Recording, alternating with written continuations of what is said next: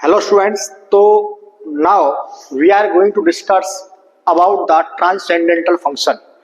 जैसे कि हमने डिस्कस किया था कि जो फंक्शन है उनको एल्जेब्रिक और ट्रांससेंडेंटल फंक्शंस में हमने उनको डिवाइड किया हुआ था। तो आज का जो टॉपिक है वो ट्रांससेंडेंटल फंक्शंस पर काम कर रहे हैं। What is the transcendental functions? तो ये मैंने आपको बताई थी कि जैसे कि जो एल्जेब्रिक फंक्शन नहीं होते हैं वो कैसे होते हैं, ट्रांससेंडेंटल फंक्शन। तो आज इस पर थोड़ा सा आज हम विस्तार से पढ़ते हैं। तो ट्रांससेंडेंटल फंक्शंस कैसे होते हैं, तो ये अपने पास में ट्रांससेंडेंटल फंक्शन है कि जो ट्रांससेंडेंटल फंक्शंस जो होते हैं कि इसमें लिखा हुआ कि डेफिनेशन लिखी हुई है कि जो function that is not algebraic, जो फंक्शंस एल्जेब्रिक नहीं होते हैं उन्हें हम ट्रांससेंडेंटल फंक्शन कहते हैं। यहाँ पर लिखा हुआ कि नॉट एल्जेब्रिक, ये जो फंक्शन एल्जेब्रिक नहीं है मतलब नोट लगा दिया है, वो तुम्हारे पास कैसे होंगे। अब एल्जेब्रिक फंक्शंस कैसे होते हैं? जो फाइनाइट कॉन्स्टेंट होता है पोलिनोमियल का, उसे हम क्या बोलते हैं, वहां पर वो तुम्हारे पास क्या बनता था, एल्जेब्रिक बनता था। तो एल्जेब्रिक के हमने कई टाइप्स पढ़े थे।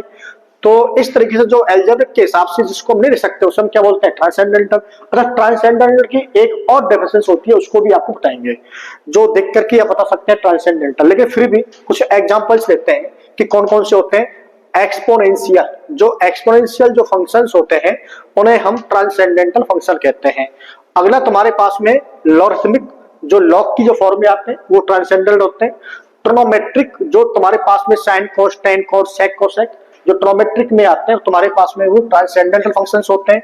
हाइपरबोलिक, हाइपरबोलिक आपको मैंने बताया था कि जहां पर कोस साइन हाइपरबोलिक एक्स, मतलब इस तरीके से आया था वो साइन हाइपरबोलिक एक्स या थीटा, तो कॉस हाइपरबोलिक एक्स या थीटा जो भी आता है तो ये तुम्हारे पास में हाइपरबोलिक होते हैं।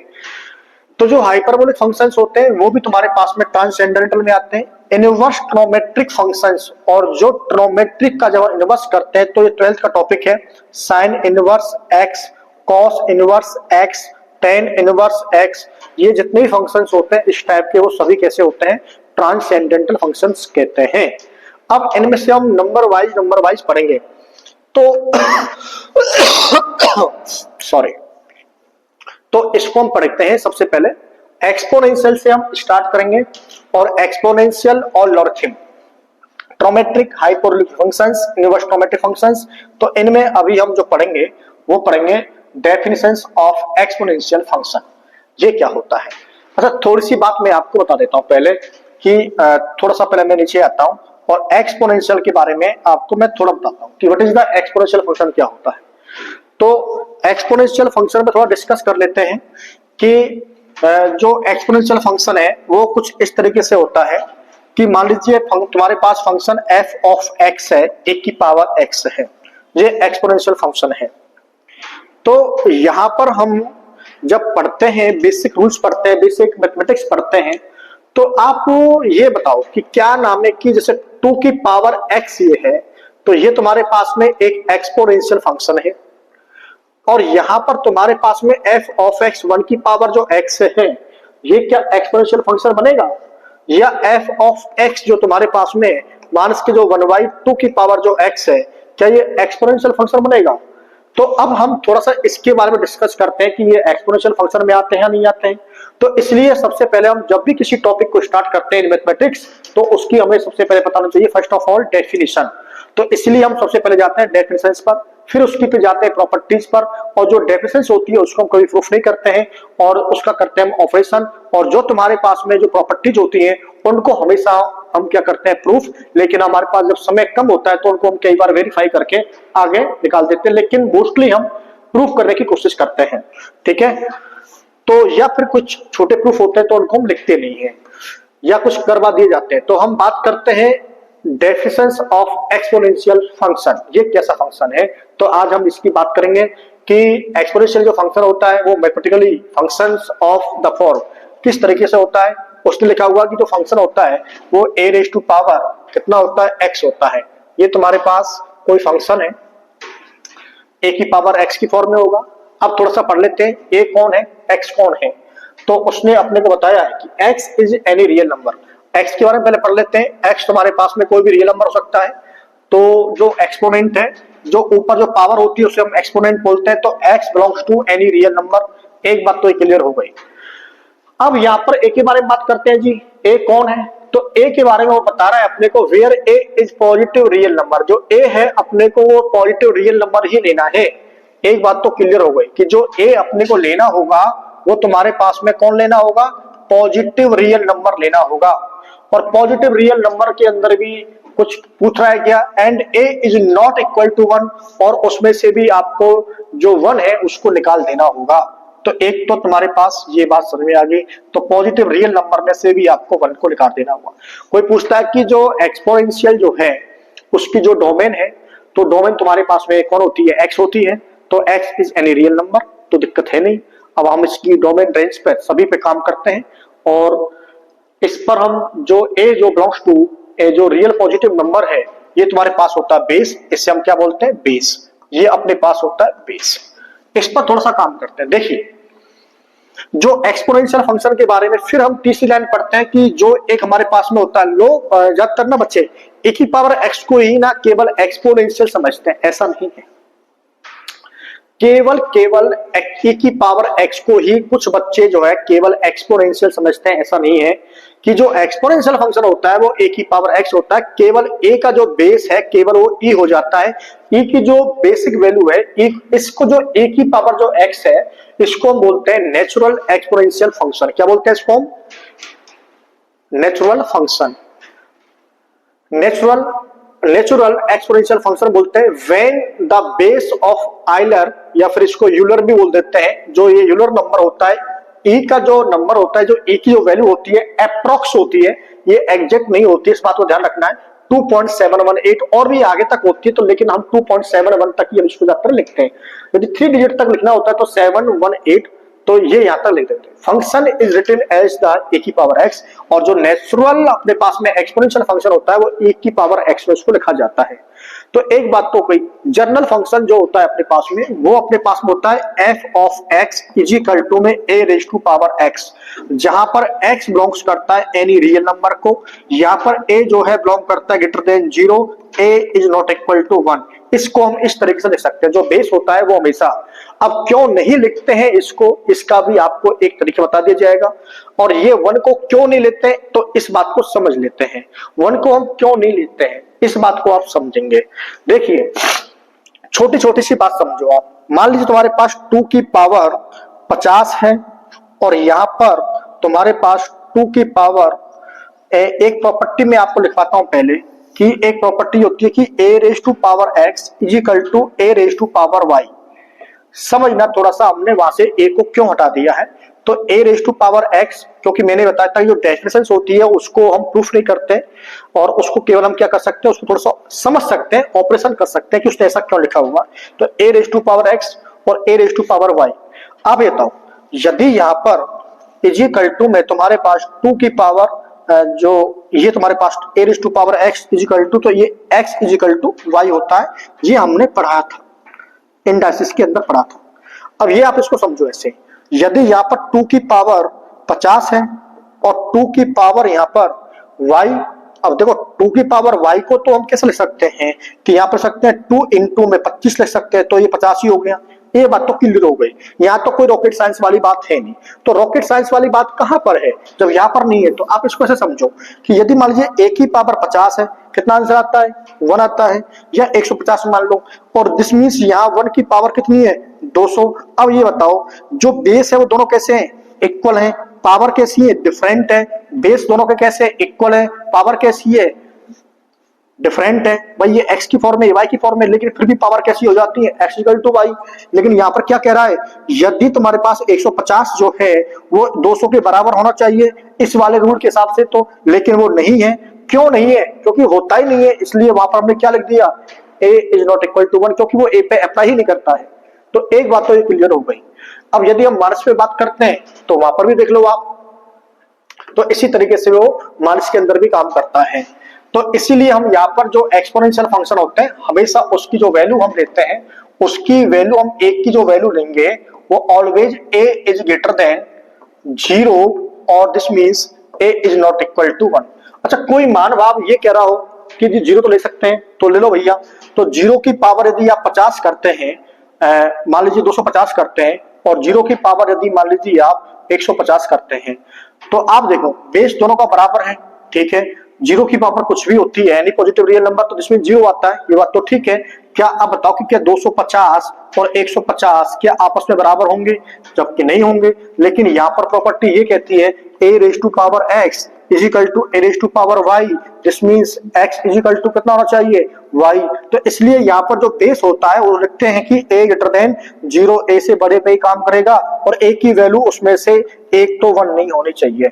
तो एक बात तो समझ में आनी चाहिए। तो सबसे पहले जो एक्सपोनेंशियल जो फंक्शन बनेगा अपने पास में, उसकी बिल्कुल क्रिस्टल क्लियर डेफिनेशन अपने पास में होनी चाहिए कि एक्सपोनेंशियल फंक्शन जब भी बनेगा जब f ऑफ x अपने पास में a raise to power x है। यहाँ पर x बिलोंग्स कर सकता है एनी रियल नंबर को, लेकिन यहाँ पर तुम्हारे पास में a की जो वैल्यू है वो ग्रेटर देन 0 होनी चाहिए, a is not equal to 1 होना चाहिए। एक बात तो क्लियर हो गई। यदि e की पावर x में भी आप लिख रहे हैं तो वो तुम्हारे पास में वो नेचुरल एक्सपोनेंशियल फंक्शन बन गया है, लेकिन ये सभी फंक्शंस आते हैं एक्सपोनेंशियल फंक्शन में। तो हम यहाँ से आपको एक ग्राफ बना के दिखाते हैं और उस ग्राफ से आप इसकी डोमेन और उसकी रेंज और इस फंक्शंस को हम कैसे लिखते हैं इस बात को आप समझेंगे। चलिए देखते हैं कि यहाँ पर हम इस फंक्शंस के बारे में हम और क्या क्या जान सकते हैं। वो क्या जी, always positive of real f of x, जो कहता है कि जो एफ ऑफ एक्स, ध्यान से मेरी बात को समझना है। डोमेन और रेंज के बारे में थोड़ी सी पढ़ लेते हैं इस बात को कि वो कहते हैं जो एफ ऑफ एक्स का जो मीनिंग होता है ना बेटा, ध्यान से मेरी बात को सुनना। जो एक्स है ना वो तुम्हारे पास डोमेन का काम करती है। किसका काम करती है? डोमेन का। जो एफ ऑफ एक्स है ना वो किसका काम करती है? रेंज का काम करती है। मतलब यदि बॉक्स बनाते हैं तो वहां पर तुम्हारे पास वो आ जाती है कोडोमेन। लेकिन यहाँ पर जो एफ ऑफ एक्स है जो बिल्कुल एग्जैक्ट जो वैल्यू आ रही है उस पुट करने पर वो रेंज होती है। तो यहाँ पर तुम्हारे पास ये जो ऑलवेज पॉजिटिव रियल नंबर, मतलब रियल नंबर आते हैं, इसकी जो रेंज आती है, इसका मतलब ये हो गया कि जो इसकी जो रेंज आएगी तो एफ ऑफ एक्स में यदि ए की पावर एक्स है तो इसकी जो रेंज आएगी एफ ऑफ एक्स की जो वैल्यू होगी वो हमेशा कितनी होगी? ये किसको बिलोंग करेगा? एफ ऑफ एक्स बिलोंग करेगा हमेशा माइनस के इनफिनिटी से लेकर के, ये तो नहीं करेगा, तो 0 से लेकर के और प्लस के इनफिनिटी को वो करेगा। एक बात तो क्लियर हो गई। इसका मतलब वो हमेशा पॉजिटिव रियल नंबर की बात करें तो इसका मतलब 0 को तो वो नहीं करेगा, तो तुम्हारे पास आएगा 0 से और इनफिनिटी के 20 वाले नंबर को केवल करेगा। एक बात तो क्लियर हो गई, क्योंकि उसने पॉजिटिव रियल नंबर लिखे हुए हैं, ऑल पॉजिटिव रियल नंबर में 0 नहीं आता है। एक बात तो समझ लेना है। तो इसलिए 0 हमेशा ओपन इंटरवल के अंदर होगा। दूसरी बात कह रहा है जो ग्रोथ है a इज जो है greater than 0, F of x represents the exponential growth. वो ये कह रहा कि यदि एक की वैल्यू 1 से बड़ी है तो जो ग्राफ बनेगा वो हमेशा कैसा बनेगा? मतलब जो ग्राफ बनेगा इसका मीनिंग ये कि वो ग्रोथ करता हुआ जाएगा। मतलब ये कि यदि डोमेन, इसको ऐसे समझना है, इसको मैं ग्राफिकली समझाता हूं वैसे तो आपको, कि वैसे इसका जो थ्योरी जो है उसका मीनिंग समझ लो। ये समझ लो कि यदि आप 10 आपने कहीं इनपुट डाला है तो उसका आंसर मान लीजिए 50 आ गया, तो 10 पे जो आंसर है, ये समझो 10 पे आंसर तुम्हारे पास 50 आ गया, तो तुम्हारे पास 20 पे जो आंसर है वो मान लीजिए तुम्हारे पास 80 आ गया, तो 30 पे तुम्हारे पास जो आंसर आएगा वो 80 से ज्यादा आएगा। तो ये तुम्हारे पास, इसको बोलते हैं ग्रोथ होना। मतलब यदि इनपुट ज्यादा बढ़ रहा है तो आउटपुट भी ज्यादा मिल रहा है, इनपुट यदि हमने कम कर रहे हैं तो आउटपुट भी कम मिलता है, तो इसे बोलते हैं ग्रोथ। और डिके का मतलब क्या होता है कि डिके का मीनिंग ये होता है कि यदि हम इनपुट ज्यादा डाल रहे हैं, मतलब सपोज डेट कि हमने 10 डाला तो ये 50 मिल गया और 20 डाला तो ये तुम्हें कितना मिल गया? ये मान लीजिए आपको मिल गया 0.8, ये कम मिल गया। तो इसका मतलब जब इनपुट ज्यादा होता है आउटपुट कम होता है, और जब इनपुट कम होता है और आउटपुट ज्यादा होता है, उल्टा होता है, तो उसे बोलते हैं डिके। फिर इसका जो लास्ट का जो टॉप ये है, नेक्स्ट जो पॉइंट है, वो कहते हैं इसका डिफरेंशिएशन करते हैं ना, डेरिवेटिव ऑफ इटसेल्फ। अब डेरिवेटिव आपने पढ़ा होगा, तो डेरिवेटिव यदि आपने नहीं पढ़ा तो समझ लेते हैं कि y इज इक्वल टू में e raise to power x, यदि इसका डेरिवेटिव करते हैं dy ओवर के dx करते हैं तो ये इटसेल्फ खुद ही रहता है एक्सपोनेंशियल। मतलब तुम्हारे पास में तो यदि हम इसकी बात करें डेरिवेटिव ऑफ इटसेल्फ, ये एक बात समझ लेना, e की पावर x का यदि हम डेरिवेटिव करेंगे तो e की पावर x ही रहता है। एक बात तो ये क्लियर हो गई। अब यहां पर जो एक्सपोनेंशियल में जो बात करी है उसने, एक्सपोनेंशियल में जो यहाँ पर इटसेल्फ की बात करी है वो अपने पास में नेचुरल एक्सपोनेंशियल की बात करी है, ठीक है। तो यहाँ पर दो तीन बातें आपकी समझ में आनी चाहिए कि always positive for all reals, real f of x, growth जो है उसकी ए से बड़ी होगी यदि मतलब बेस यदि एक से ज्यादा है। अब इस पे थोड़ा सा काम कर लेते हैं, ज्यादा चीजें समझ में तभी क्लियर होंगी जब अपने पास में ग्राफ बनेगा। अब ये बताओ, एक हम छोटा सा एक टॉपिक लेते हैं, एक इलस्ट्रेशन लेते हैं एफ ऑफ एक्स, और यहां पर हमने लिख लिया 2 की पावर एक्स, और यहां पर हमने एक बना दी टेबल, और इसमें थोड़ा सा हमने इस तरीके से बना के दिखाते हैं आपको कि इसमें इसका आंसर क्या आएगा। ये तुम्हारे पास x है, ये तुम्हारे पास y बोले तो f ऑफ x है। ये बताओ यदि हमने x की वैल्यू पुट कर दी 0, कितनी पुट कर दी? 0 पुट कर दी, तो तुम्हारे पास y की जो वैल्यू है तुम्हारे पास कितनी आ गई? 1 आ गई। इसका ये मतलब हुआ कि यदि मैं इसका प्रॉपर ग्राफ बनाता हूं, अब ग्राफ तो हमारे हिसाब से ऐसे ही बनेगा भाई साहब, हाथ से तुम, यदि मैं इसका ग्राफ बनाऊं तो ये देखो कि जो x पे वैल्यू कितनी है 1, तो ग्राफ तुम्हारे पास ये हो गया, ये तुम्हारे पास x है, ये अपने पास y है। यदि 0 पे जो यहाँ पे जो वैल्यू आ रही है वो तुम्हारे पास कितनी आ रही है? 0 पे तुम्हारे पास वैल्यू आ रही है 1। Clear point? यदि हम यहां पर पुट करते हैं, थोड़ा समझना है कि बहुत छोटी छोटी बात तो लेंगे, ग्राफ कॉन्टिन्यूअस बनेगा।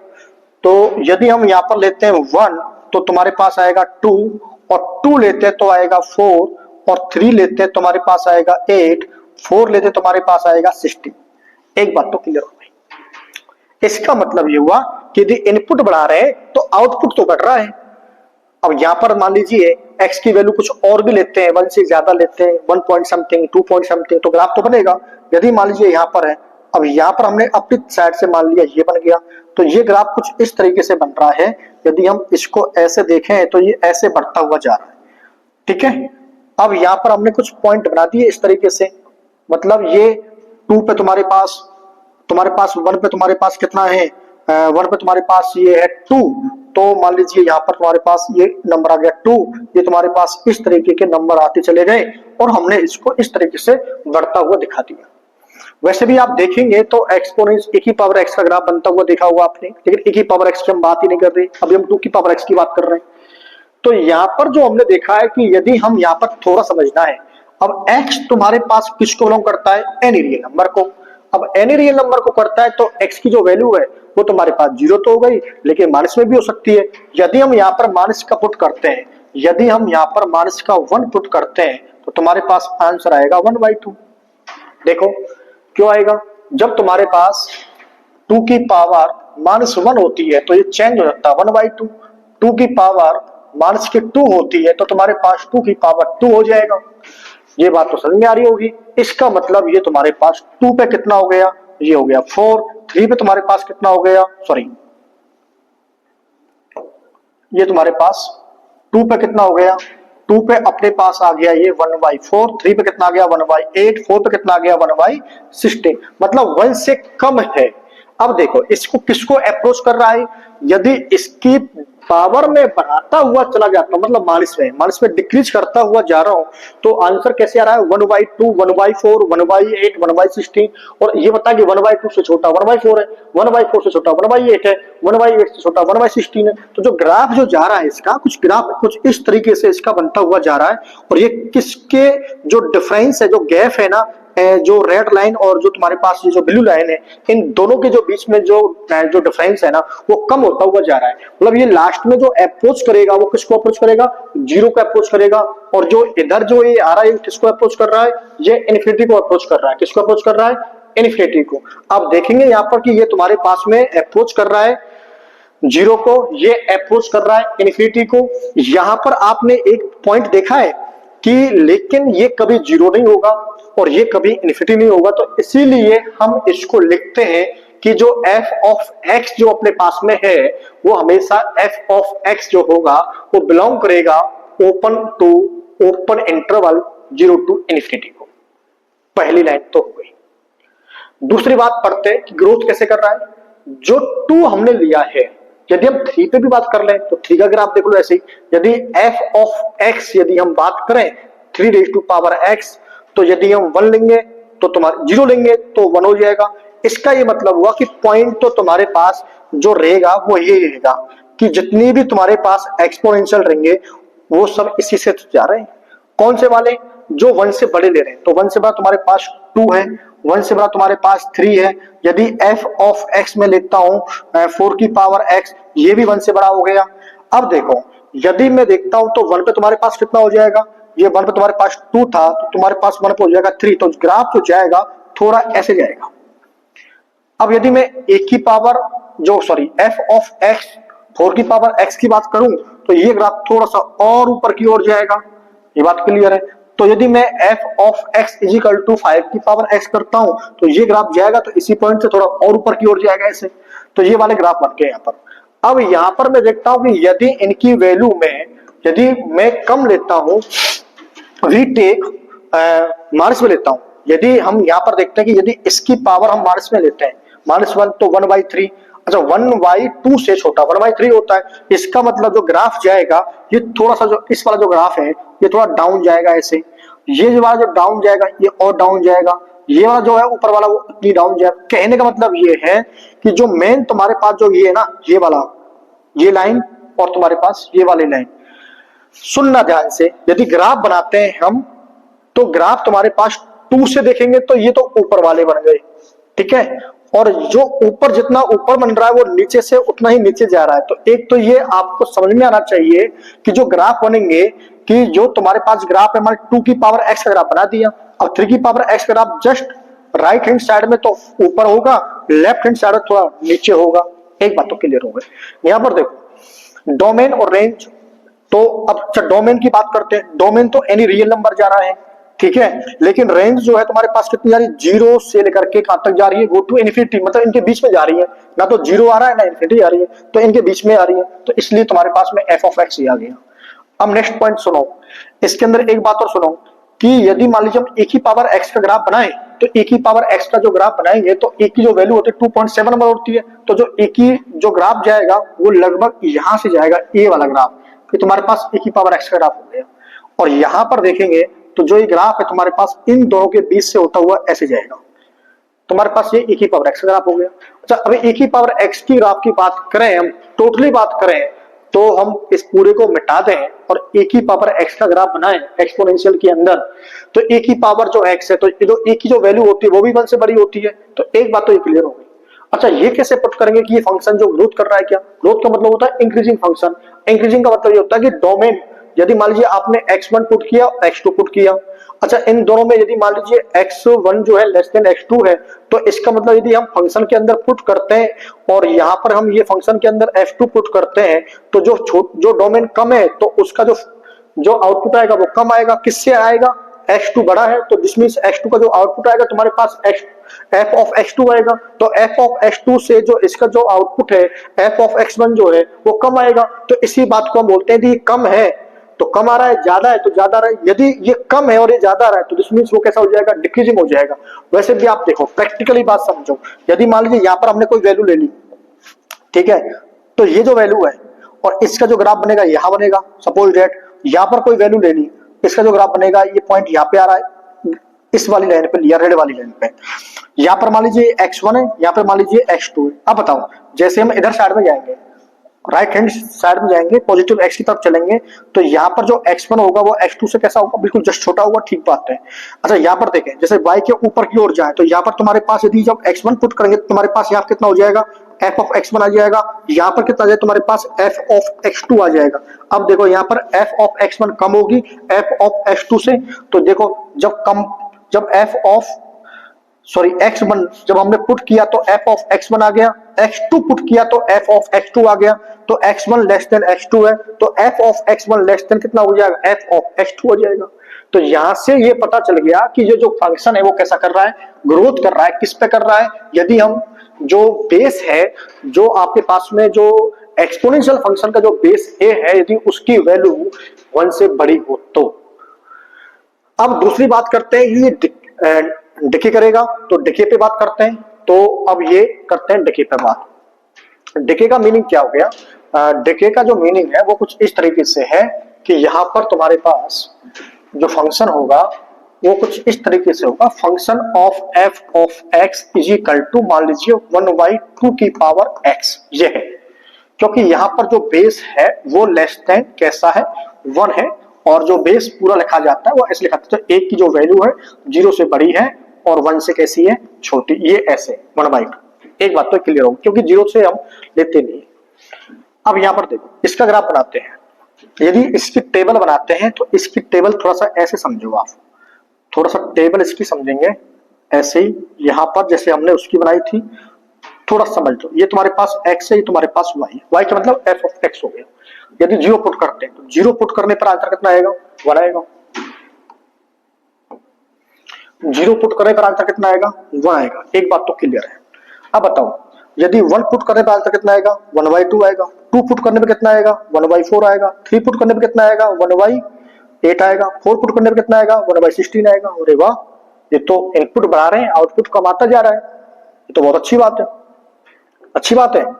अच्छा, तो यदि यहाँ हम इसकी वैल्यू माइनस में ले लें, तो यदि इसकी वैल्यू माइनस में लेंगे तो 1/2 की पावर यदि माइनस में होती है तो वो चेंज हो जाता है। तो ये हमने पढ़ा था, -1 पे कितना हो जाएगा, 2 हो जाएगा। -2 पे कितना हो जाएगा, 4 हो जाएगा। ये तो आते होंगे आप लोगों से। 3 पे कितना हो जाएगा, 8 हो जाएगा।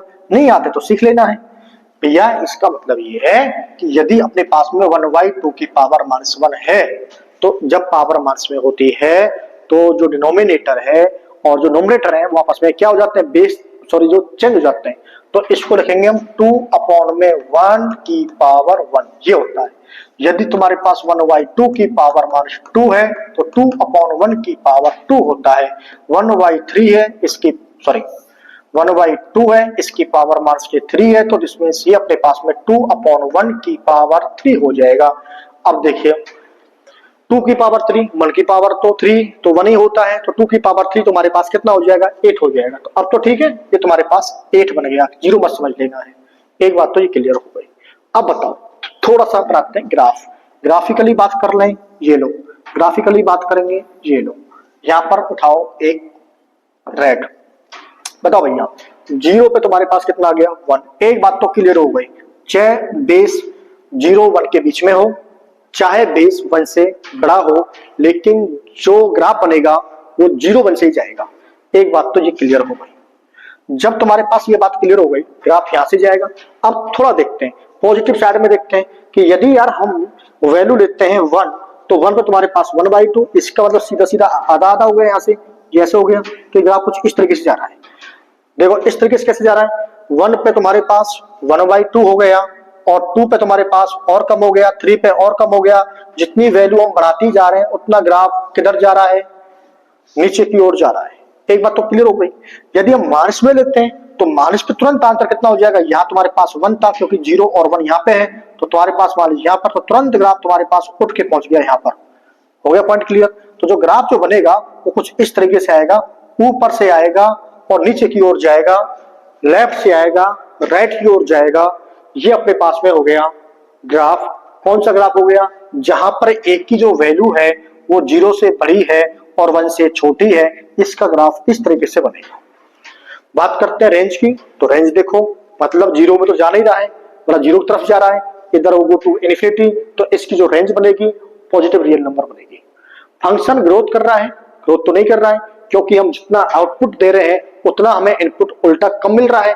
जब कम मिल रहा है, जब हमेशा ऐसे होता है कि इनपुट बढ़ा रहे हैं और आउटपुट कम होता जाता है, तो उसे हम बोलते हैं डिके, मतलब डिक्रीजिंग फंक्शन। क्या बोलते हैं उसको हम, डिक्रीजिंग। तो ये तुम्हारे पास पॉइंट नंबर 1 हो गया, पॉइंट नंबर 2 हो गया, पॉइंट नंबर 3 हो गया। और डेरिवेटिव की बात करें तो e raise to power x का यदि डेरिवेटिव करते हैं तो हमेशा e की पावर x ही होता है। एक बात तो क्लियर हो गई। अब हम प्रॉपर्टीज ऑफ एक्सपोनेंशियल फंक्शंस के बारे में हमने जो चीजें पढ़ी हैं इसको एक बार रिवाइज कर लेते हैं।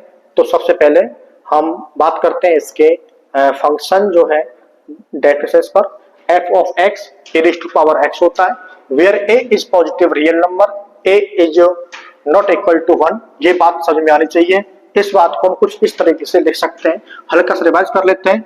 f of x is equal to a raise to power x, a की जो वैल्यू है 0 से बड़ी होती है और a is not equal to 1। इस तरीके से इसको लिखते हैं। जो फंक्शन होता है वो दो प्रकार से बनता है। एक फंक्शन तुम्हारे पास में बनेगा इस तरीके से, नीचे से ऊपर की ओर जाएगा, जहां पर एक की वैल्यू कैसी होती है, 1 से बड़ी होती है। यहाँ पर जो पॉइंट आता है 0 2 0,1 आता है। दूसरा जो ग्राफ बनता है, इस बात को आप समझ लेना, पॉइंट तुम्हारे पास वही रहेगा 0 और 1, इसकी जो वैल्यू होती है, एक की वैल्यू 0 से बड़ी और 1 से छोटी होती है। तो इसका जो ग्राफ है, इसको हम बोलते हैं इंक्रीजिंग, इसको बोलते हैं डिक्रीजिंग, इसको बोलते हैं ग्रोथ, इसको बोलते हैं डिके। बात देखें कि जो रेंज की बात करते हैं हम, तो रेंज हमेशा 0 से ऊपर है दोनों वाले केसों में, यहाँ पर भी और इस जगह पर भी। दोनों में जो 0 से ऊपर है, तो दिस मींस इसकी जो रेंज होगी, जो एफ ऑफ एक्स की जो वैल्यू होगी या वाई की वैल्यू होगी, या वाई बोलो या फिर एफ ऑफ एक्स बोलो या फिर तुम इसको रेंज बोलो, ये हमेशा बिलोंग करेंगे ओपन इंटरवल में 0 टू इन्फिनिटी।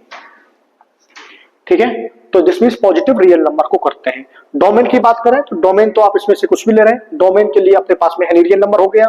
केवल जो बेस पर काम करेगा तो ग्राफ केवल चेंज होंगे 0 टू 1 के बीच में, और दिस मींस ग्रेटर देन 1 पर, बाकी का सब सेम है। हम फिर बात करते हैं कि इसको हम यदि e की पावर x की बात कर रहे हैं, तो e की पावर x का जो ग्राफ है कुछ इस तरीके से ही बनेगा। यदि हम बना के देखें तो e की पावर x का ग्राफ भी कुछ इस तरीके से बनेगा, यहाँ पर तुम्हारे पास 0 और 1 से ही जाएगा, क्योंकि e की जो वैल्यू है वो 1 से हमेशा कैसी होती है, बड़ी आती है। तो इसलिए इसको ग्रेटर देन 1 वाली कैटेगरी के अंदर रखा गया है, क्योंकि वहां पर हमने लिख दिया है जो यूलर नंबर इसके पास में 2.718, तो वो 1 से बड़ा होता है। तो मेरे हिसाब से जो डेफिनेशन ऑफ एक्सपोनेंशियल फंक्शंस, वो मैंने आपको इसके 3-4 पॉइंट थे वो आपको समझा दिए। प्रॉपर्टीज, इसकी जो प्रॉपर्टीज है यहाँ पर हमने बता दी कि दिस मींस कौन कौन से पे ये ग्रोथ होती है। तो ये एक्सपोनेंशियल फंक्शन के बारे में आपने बहुत अच्छे से पढ़ लिया है, और आई होप इसको आप अच्छे से तैयारी करें। और ये ट्रांसेंडेंटल फंक्शंस के अंदर आता है। इसका दूसरा जो तुम्हारे पास होता है वो होता है लॉगरिथम फंक्शन, और जो लॉगरिथम फंक्शन जो होता है वो जस्ट इसका इनवर्स होता है, इनवर्स ऑफ एक्सपोनेंशियल फंक्शंस। तो अब उस पर हम डिस्कस करेंगे।